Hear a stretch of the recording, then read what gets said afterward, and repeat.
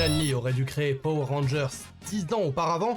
Salut, moi c'est Yusuke, policier VTuber du futur. On parle parfois de Power Rangers sur cette chaîne, vu son affiliation évidente avec Kamen Rider. Est-ce que tu savais que Stan Lee, un des créateurs de Spider-Man, et la figure la plus importante de Marvel, a bien failli créer Power Rangers 10 ans avant la première série Mighty Morphin? Et ouais, je t'ai déjà parlé de l'adaptation japonaise de Spider-Man, où il pilote un robot géant et combat des monstres de tokusatsu.